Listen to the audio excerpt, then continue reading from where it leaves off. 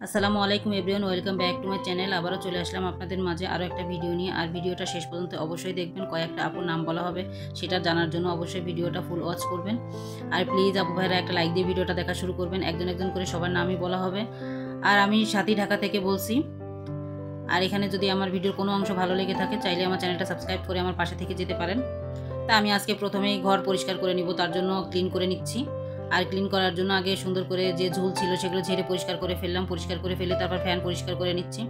আর এইভাবে যদি আপনারা কাজ করে থাকেন তাহলে কিন্তু কাজটা খুবই সহজ হয়ে যায়। যখনই বিছানার চাদরটা উঠাবেন সেদিনই যদি ফ্যানটা পরিষ্কার করে রাখা হয় না, তাহলে কিন্তু সুন্দর ফ্যানটাও পরিষ্কার থাকে। আর যখনই ঘরের ভিতর ঝুল দেখবেন তখনই যদি ঝুলটা পরিষ্কার করে ফেলা হয় তাহলে কিন্তু ঘরও সবসময় ক্লিন থাকে, তাহলে আর বেশি একটা ময়লা হয় না। আর এই টিপসটা অনেকেই জানে না আর কি। আর আমিও আগে এরকম করতাম যে আমার কাজ করতে ভালো লাগতো না, তখন বেশি একটা অসুস্থ লাগলে আমিও করতাম না। তা আমি এখন থেকে চিন্তা করেছি যে যখনই আমি ময়লা দেখবো তখনই পরিষ্কার করে ফেলবো। তা আমি ফ্যান ক্লিন করে তারপরে আমি এখানে খাট পরিষ্কার করে নিচ্ছি। খাটটাকে সুন্দর করে মুছে নিলাম। আর ভিডিও করার অবশ্যই ইচ্ছা ছিল না, তার অল্প অল্প করে একটু একটু করে ভিডিও করে নিয়েছি। আর তার জন্য ভিডিওটা অতটা ভালো হয় নাই। তা যাই হোক, খাটটা সুন্দর করে পরিষ্কার করে নিয়ে তারপরে আমি চাদরটা উঠিয়ে নেব। চাদরটা উঠিয়ে নিয়ে তারপরে অন্য চাদর বিছিয়ে দিব।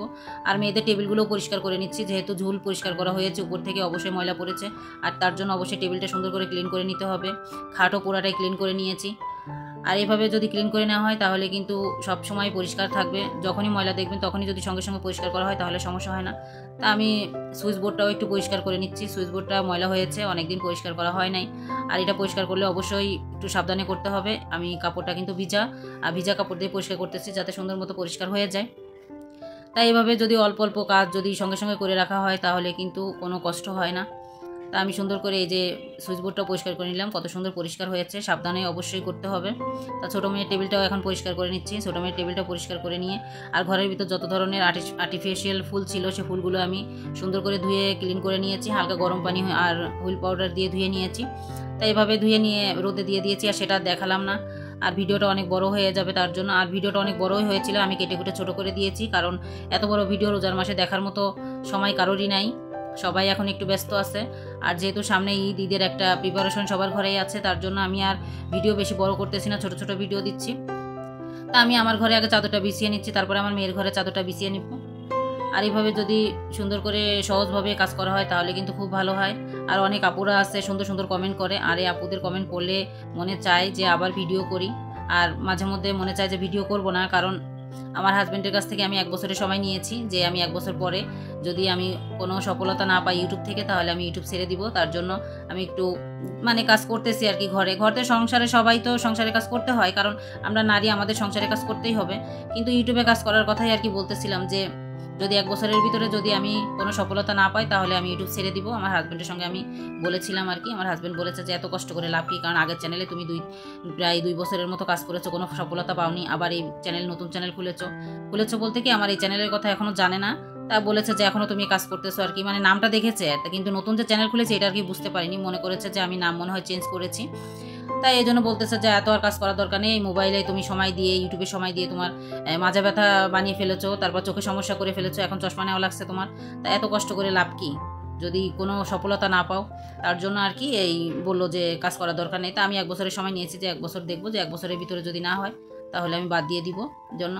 তা সুন্দর করে 2 ঘরের চাদরগুলো বিছিয়ে নিলাম। বিছিয়ে নিয়ে তারপরে এই যে রান্নায় চলে এসেছে। আর এই রান্নাটা কিন্তু আমার মেয়েই বসিয়েছে আর কি। আর এই রান্নার ভিতরে আমি যে বাসি ভাত ছিল আর কি, ফ্রিজে ভাত ছিল, অল্প কিছু চাউল দিয়েছি, তারপরে ডাল, আমার পছন্দ মতো ডাল দিয়েছি, তারপরে চিকেন রান্না ছিল, বটার রান্না ছিল, সব আমি একসঙ্গে দিয়ে বাঁধাকপি কুচি করে দিয়েছি। আর টমেটো দিয়ে দিলাম 2টা। আর সব একসঙ্গে দিয়ে আর কি, টমেটোটা আর কি পরে দিলাম, আর সব একসঙ্গে মেখে আর কি বসিয়ে দেওয়া হয়েছিল। গরম মশলা আর হলুদ মরিচ সব ধরনের মশলাই দিয়েছি, দিয়ে সুন্দর করে বসিয়ে দিয়েছিলাম। আর এখন এই যে রান্নাটা হয়ে গিয়েছে, আর এই যে সন্ধ্যার পরে আর কি সব আমার শুকিয়ে গিয়েছে। আর এই পর্দাগুলো খালাকে দিয়েই ধোয়াইছিলাম, গরম পানি দিয়ে ভিজিয়ে রেখেছিলাম আমি, তারপরে খালা এসে ধুয়ে দিয়েছে। তো পর্দাগুলোর আমি রিংগুলো লাগিয়ে তারপরে পর্দাগুলো লাগিয়ে নিলাম। তাই এটা আমার ঘরের পর্দা, আমার হাজব্যান্ডের সবুজ খুবই পছন্দ। আর এই যে ফুলগুলো দেখেন ধুয়ে দিয়েছি। আর ফুলগুলো আমি যেখানকারটা সেখানে আমি সুন্দর করে গুছিয়ে রাখবো।